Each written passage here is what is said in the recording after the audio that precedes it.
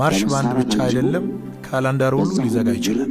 በመጀመሪያ ደረጃ አንድ አገልጋይ ብላችሁ ንቀት በሚመስል መልኩ ነቢይ እዩ ጩፋ ቀጥታ ለካውንስሉ መሪዎች መልስ ሰጠ።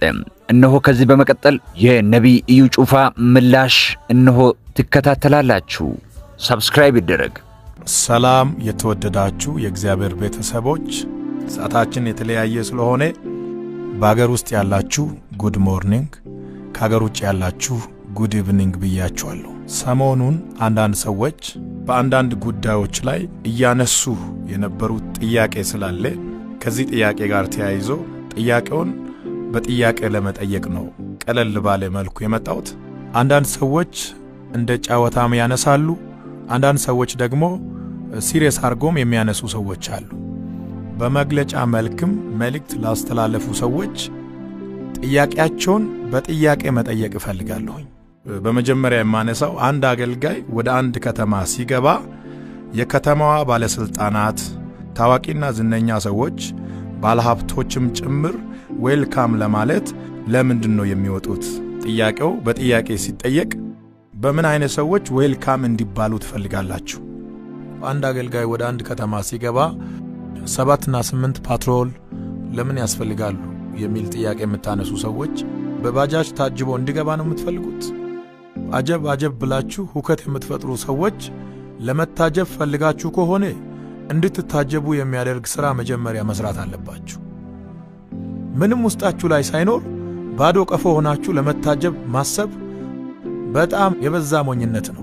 በመጀመሪያ የመንግስት ፓትሮል የሚወጣው ዌልካም ለማለት የሚወጣው የህዝቡን ደህንነት ለመጠበቅ ነው። ይሄ የመንግስት ተቀዳሚ ኃላፊነት ነው።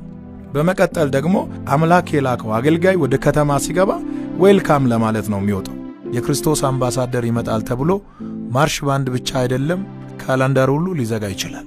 በመጀመሪያ ደረጃ አንድ አገልጋይ ብላችሁ ንቀት በሚመስል መልኩ አገልጋዩን የምታነሱት ነገር ተገቢ አይደለም። ይሄ አገልጋይ ሲንቀሳቀስ ተሸክሞ የሚዞረው አንድ ትልቅ መንግስት አለ።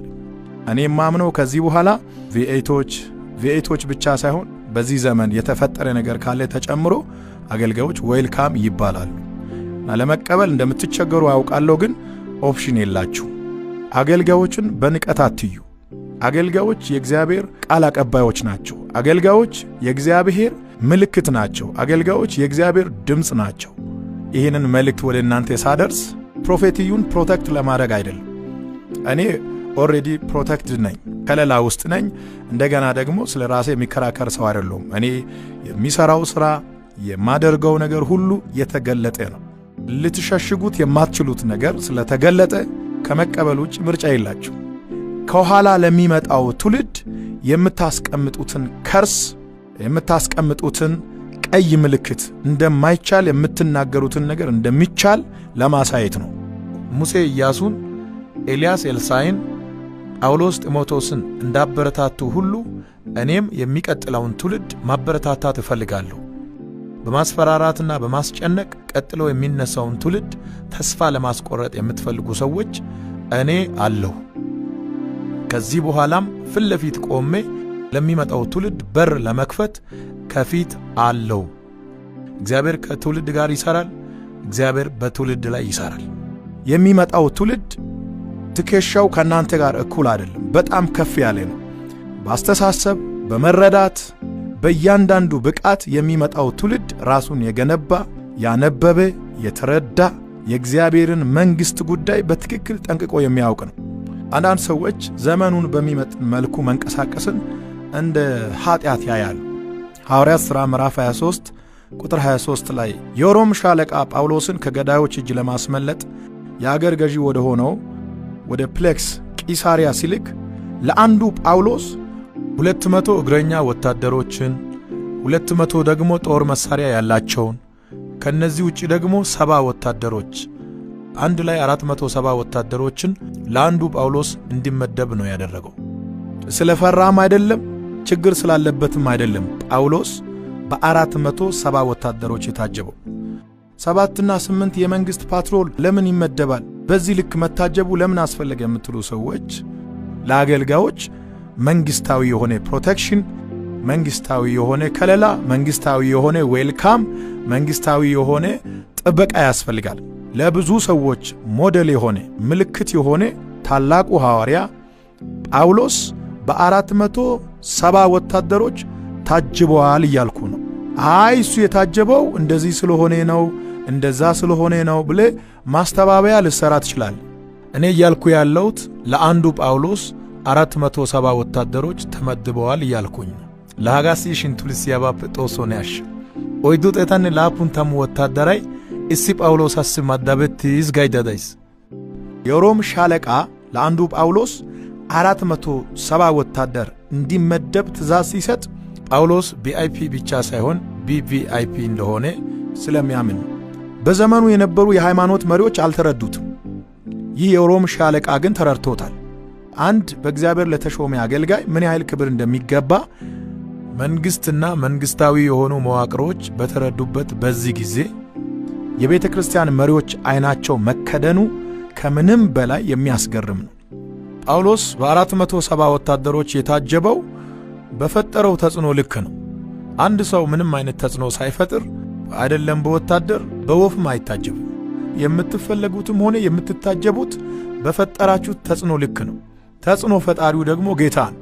ጌታ በእናንተ ውስጥ ካለ ከጌታ የተነሳ እናንተም ተጽዕኖ ፈጣሪዎች ትሆናላችሁ።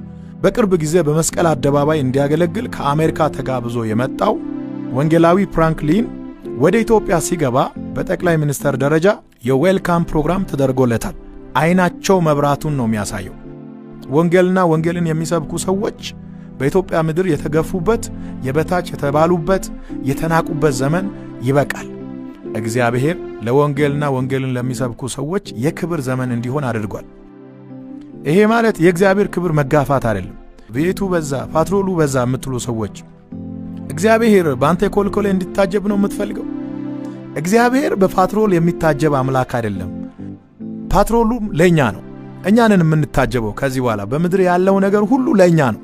ሐዋርያት እንደዚህ አልለበሱም፣ ሐዋርያት እንደዚህ አልታጀቡም፣ ሐዋርያት እንደዚህ አይነት መኪና አልተጠቀሙም የምትሉ ሰዎች ሐዋርያት እኮ በዘመናቸው ከመርከብ በላይ ሌላ ቴክኖሎጂ የለም። አለ የተባለውን መርከብ ተጠቅመዋል።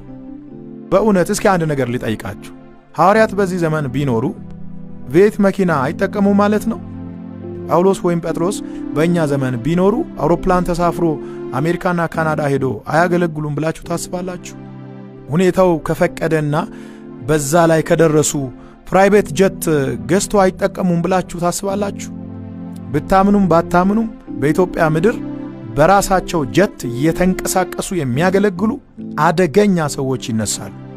የምታስተላልፉት መልእክት ተስፋ ከመቁረጥ ስሜት የመነጨ ይመስላል። ላስት ዊክ በሐዋሳ መስቀል አደባባይ የነበረውን ኮንፈረንስ ለመታደም በመናደርገው ጉዞ በሲዳማ ብሔራዊ ክልላዊ መንግስት እና በሲዳማ ክልል ወንጌል አማኞች አማካኝነት እንዲሁም በአጠቃላይ በከተማዋ ነዋሪዎች ወደ ሐዋሳ ስንገባ የተደረገልን አቀባበል ያስደነገጣችሁ ሰዎች ሰላም ናችሁ?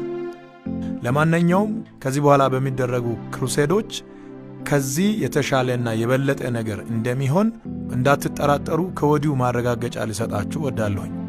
አገልጋዮች እግዚአብሔርን ካከበሩ እግዚአብሔር አገልጋዮችን ያከብራል። በሚታየውም ያከብራል፣ በማይታየውም ያከብራል። ቪኤቱ ምንድነው? አጀቡ ምንድነው? ፓትሮሉ ምንድነው?